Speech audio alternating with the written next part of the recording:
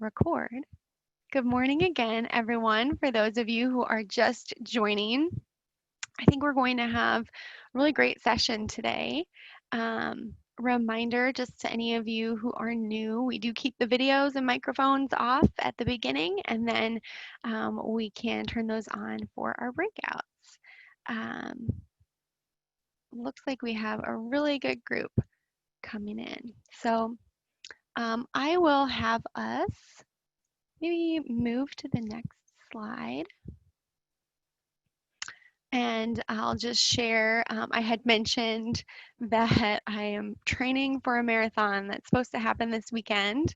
And this was a quote that I heard because I might be the biggest nerd in the world, but instead of listening to music when I run for hours at a time, I've been listening to podcasts like the Harvard Business Review podcast. And yesterday, I was listening to a case study about Oprah and her leadership, and this was one of the quotes that they shared around, what is a leader? A real leader is somebody who can help us overcome the limitations of our own individual laziness and selfishness and weakness and fear and get us to do better, harder things than we can get ourselves to do on our own. So that is a David Foster Wallace quote, and I think it's from a book of essays called Consider the Lobster. I have checked it out of the Des Moines Public Library, so I hope that, maybe that one would speak to some of you, and I think we'll be challenged when we hear something talking about our own selfishness and laziness and weakness, and to have a little bit of humility and recognize that we can all be better, and it's wonderful when we have great leaders who challenge us to be.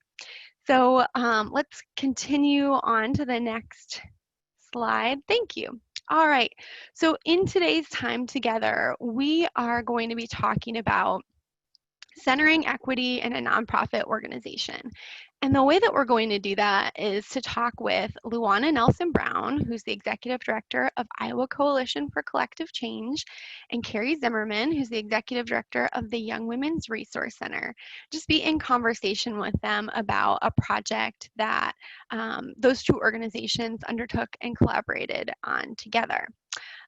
For our discussion breakouts, we are going to have representatives, as I mentioned, from Social Capital giving a presentation. Angie, if you wanted to turn on your video and audio, and just maybe tee up what that breakout's going to look like in the main room. Sure. Thanks, Brianne. As many of you hopefully know, Social Capital has been a tenet and a pillar of the Capital Crossroads Initiative, and I really have the just privilege and honor of being able to work with some amazing leaders in this space, along with Isaiah Knox. We also are joined as Social Capital chairs by Daniel Hoffman-Zinnel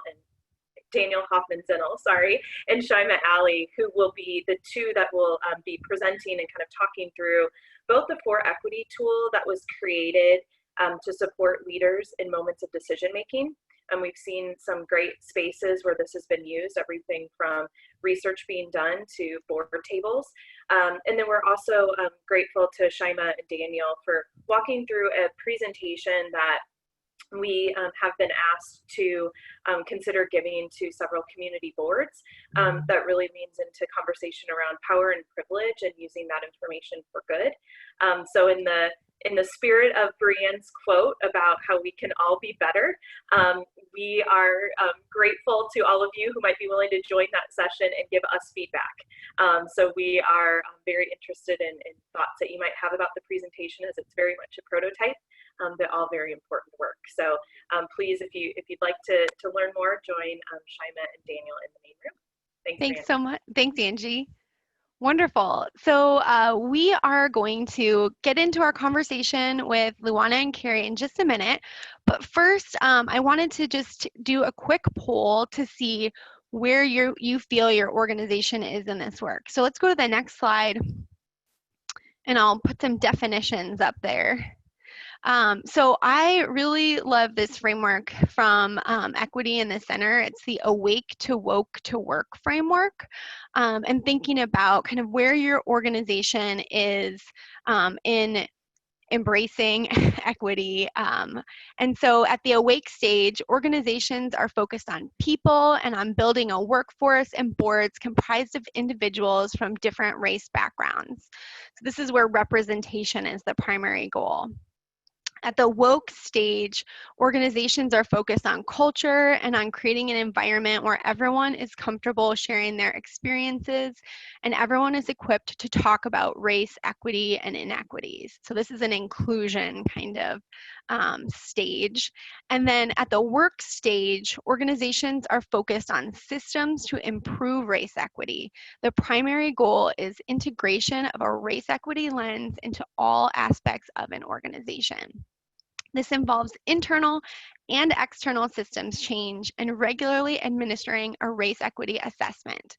So I am going to go ahead and launch a poll and shout out to one of our Central Iowa Funders Forum members for encouraging me to add the still sleeping because I think, just you can, this is anonymous, so just, be real with where you are.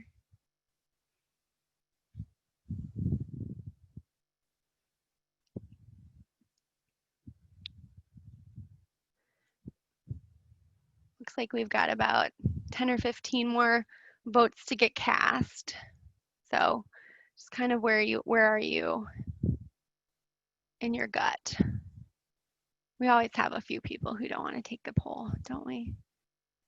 I know this is a big question to be asked to respond to immediately. So I will go ahead and wrap up the polling here.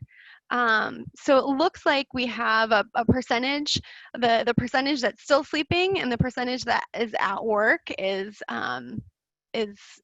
equal. And then we have probably the most who feel like they're at the awake stage, a few 32% that feel like they're at the woke stage. So again, still sleeping 12%, awake 42%, woke 32%, and work 14%.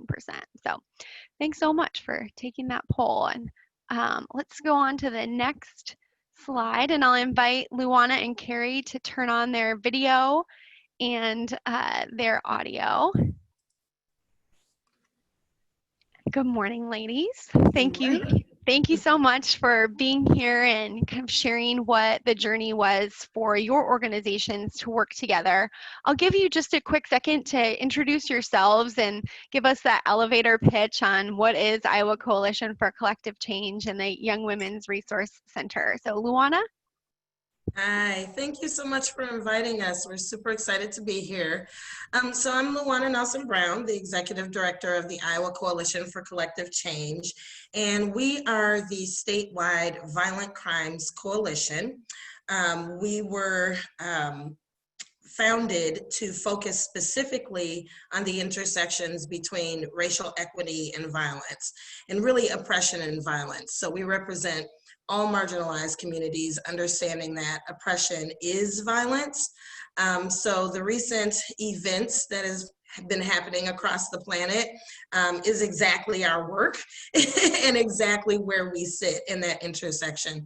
I love the slide right before this with the awake to work, because a huge part of what we do in order to eliminate violence in our communities is to help organizations and communities do just that, to move from awake to work. So we've been steeped in strategies and research in learning how to, in helping other organizations learn how to make that transition. And that's exactly what we collaborated with the Young Women's Resource Center to do. So that was actually a perfect slide to discuss what we do. And in doing that work, we know that that has a direct correlation in the reduction of homicide and violent crimes in our communities. And Luana, to your point earlier, thanks for being here in what I know is an incredibly busy, maybe exciting, challenging, draining, all of the things time. So thank you for that. Carrie, did you want to share a little bit about YWRC? Sure, yes. Thank you also, as Luana said, for having us here. So the Young Women's Resource Center, we empower participants to be strong, self-confident, and resilient, and we primarily focus on prevention work in the community. So we work with girls and young women and anyone that identifies as a woman or a girl, ages 10 to 21. And primarily our biggest partner is Des Moines Public Schools. And so we will go into the schools and hold groups there. And we also do a lot of work with the young moms in the community through childbirth education, parenting skills, we have a doula program. So we really try to reach the participants on multiple different levels around reproductive health, sex education, self-esteem. We have some specific groups that focus on the Latinx population. We have Black Girl Magic. So really trying to eliminate what we know as some of the trauma experiences that young girls face, especially as they transition from middle school to high school and that age range, trying to get ahead of some of the experiences they may have to increase the skill sets around resiliency, to be able to make them have the ability to manage and walk through life with a different level of strength, that they know that they have the capabilities and the abilities to do whatever they want to do moving forward. So as someone that's coming from a lot of direct client work and over the years, it's been wonderful to now step into an organization where we get to do some prevention work to hopefully prevent some of the experiences of the multiple clients that Yes. around domestic violence and assault, And trafficking. yeah, Carrie, I did want to call out too that you're newer to Des Moines. So, Yes, we'll be talking about that a little bit today, but you really stepped into your, what was it, like January or? Started in January. Okay. Yes. I got to meet Carrie on her second day in the job. They whisked her into the community foundation, and it was a whirlwind, I'm sure, day for you. So, yes. so welcome to Des Moines for those who haven't had the chance to say that to you yet. So, thank you. well, and you two are both the executive directors of your organizations. But what's really interesting to me about this project and that leadership quote that I shared at the beginning is really the leadership that spurred this collaboration was from staff, right? So it wasn't an executive level decision. It was about the staff relationship. So Luana, I think since you were here from the beginning of that project, can you tell a little bit of the story of how it came to be? Yeah, that's exactly right. And it's something that I say all the time, that, we think of change as coming from top down, which is great. But in a lot of cases, change, especially when you're talking about change as far as racial equity, that can start from any point. And in this particular situation, it started with staff. It started with line staff. And what at the center and at the core of doing this kind of work, really relationships are at the core. And that is what spurred and sparked this, this initiative, because YWRC line staff had relationships with our line staff. And so as they built their relationships and they did what they did off the clock, they had conversations about work like we all do, right, with people that we're in relationship with. And that actually sparked the writing of a grant. So YWRC wrote for funding to actually get this initiative going, which is the most important thing you can do. You cannot really adequately do this work without investing in it and putting some funding in. So the previous director, executive director, wrote a grant.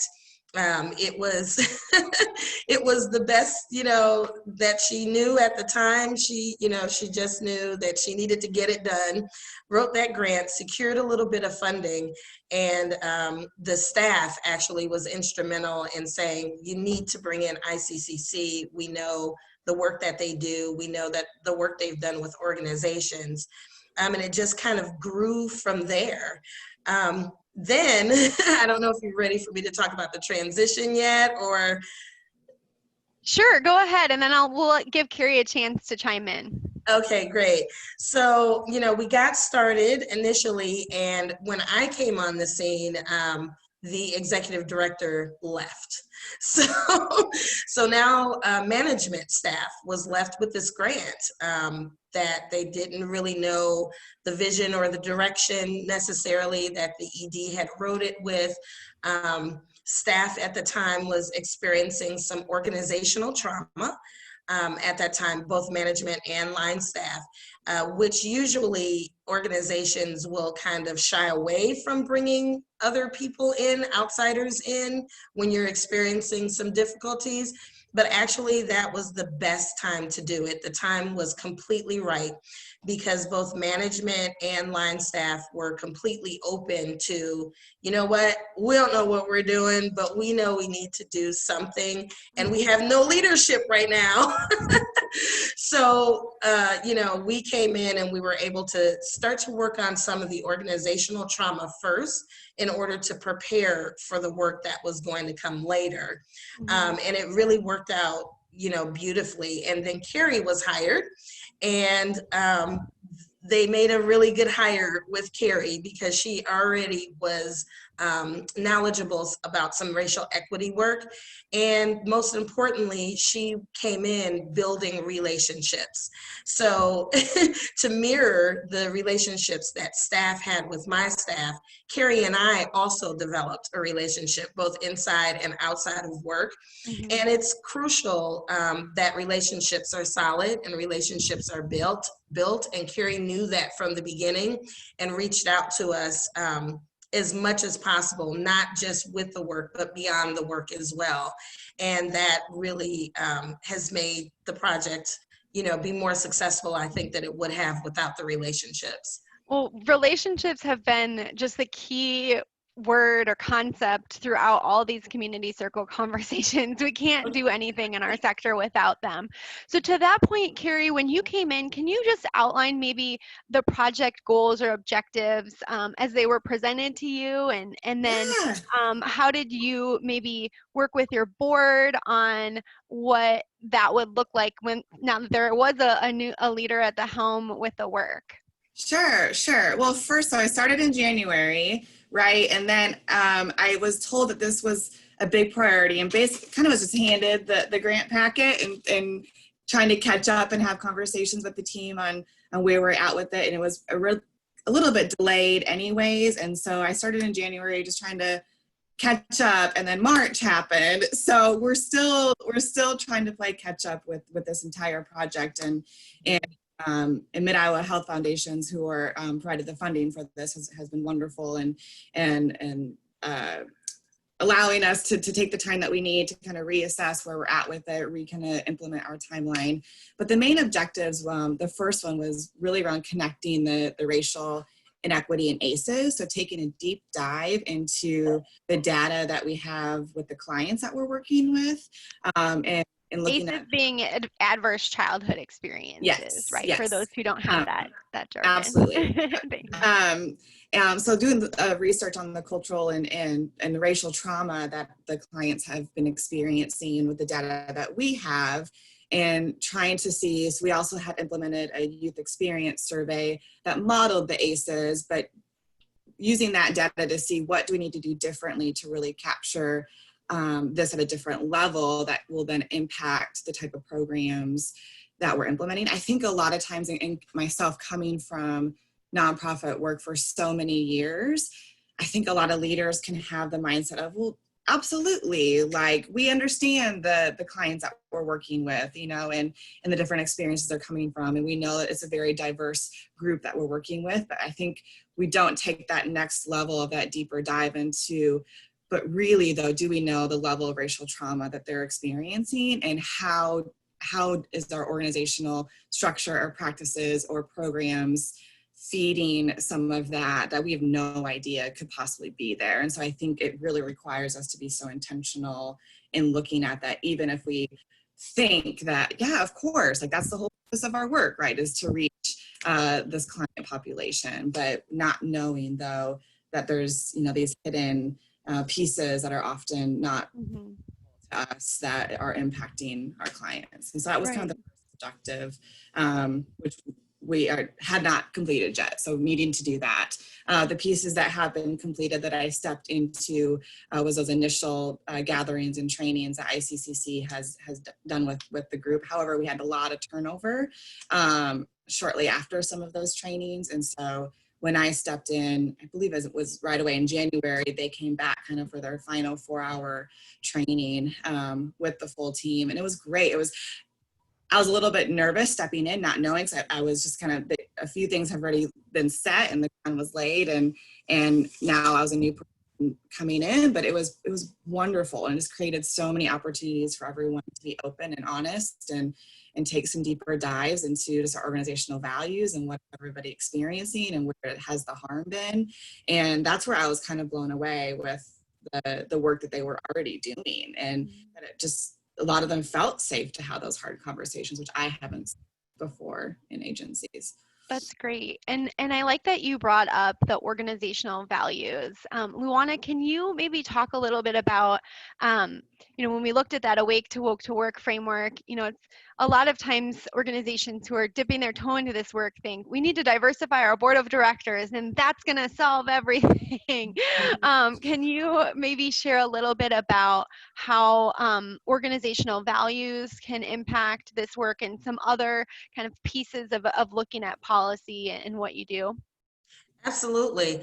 The organizational value work was key. And it was work that was starting to be done even before we came in. And I think it's something that the line staff and management staff, knew that they wanted to do. And so they started working on, talking about what are the values we want to do, which is a common step that people do when they're trying to, center racial equity. And it was well done, but not deep enough. So some of the work that we did when we came in and typically do is we assess the staff's experiences. And what's really happening, what are the actual practices? Because, we have policies, we have procedures, and then we have our actual practices. So what are those actual practices and how do they align with the organization's stated values? Typically what we find when we start to do this work is that there is no alignment between the stated values and the practices and the experiences of staff. And this was no different. So one of the first steps is to start to look at why are those not in alignment? What are some things that we can do, we can look at to start to really get at lining up with what our values are, or are those really our values? So we did some work there around that with YWRC, and they did a really, really good job. And I'm glad that you mentioned the policy work, because the policy work, a lot of people want to start there, but really that's about 3-4 steps down the line, right? So you want to, work on your organization. You want to get really honest and transparent in a nutshell on what's really happening in the organization. And in order to do that, people have to feel safe to talk about that. So some organizations that's their first step, making a safe environment. And by the time you get to policy, now you're really talking about language. The points in policy should be where you're really focusing on what the language is. The language is important because the language is going to direct you then into the decisions that you make moving forward. But there's a lot of prep work that needs to be done before that. And then after that, then you want to start working on your board. So common mistakes that we see that YWRC didn't do, which is why this was exciting, is that people want to start with diversifying the board, and then they stop there, they get stuck there. They may look at policy, they may not, and then they stop there or they get stuck there. And what we try to do and what we did with YWRC is to kind of back up a little bit and move through some different strategies to get us to the point to talking about policy. And I will say that their staff were surprised. The management team was surprised. They thought, we'll give you the policy manual, you'll fix it, and we'll be done. And it was like, no, not really. So those are some of the steps. I'm trying to look at my notes at the same time and make sure that I'm not missing anything. But yeah, one of the major steps is to, in the beginning, is to assess those gaps between what's actually happening and what the values of the organization are. Mhm. Hopefully that answers. I can't remember if you had another question in there. I think that's helpful. Let's go to the next slide. Speaking of your notes, because we do have kind of some key things to consider, takeaways that you had shared. So start with making a real commitment to this work. And I think maybe in these past few weeks, many organizations have kind of put out a statement or about their commitment to equity, but it was maybe a responsive moment. And so how does that translate into a long-term commitment, I would say? And do you have any kind of, how do you get from make that statement to make that commitment? Is it to start to look for who are the experts in the community who can help you on the journey? Absolutely, 100%. People are, right now, the time is ripe. You know, people are invested, people are ready, and they don't know what to do. And one of the biggest mistakes I think people can make is to think that just because they have become aware and the opportunity is now, that they can do this on their own. That's one of the complaints of the Black community, is that the power in decision making has always not been held in our community, although services are directed at our community. So this is the point where it's time. One of the things that an organization can do is admit that we don't know what to do, you know, and we are an all-white board, we're predominantly white staff. We cannot do this on our own, and so we have to have assistance from the outside. And right now, there are lots of avenues to do that. You know, we're still available. We're still doing this work. We are, our organization is 80% African-American. That's from board through staff. And we've been doing this work since our inception, which is 2018, but I personally have been doing this work for 30 years. And I'm not alone. I know I heard that you mentioned Isaiah Knox will be on. That's a community leader. There are some others that I can connect folks with, but this is the time to make a clear commitment, and that commitment means bringing in someone else that can help you is a best practice, or at the very least partnering, but making the investment and bringing in an outsider with this kind of knowledge. And there's lots of us that have been doing this work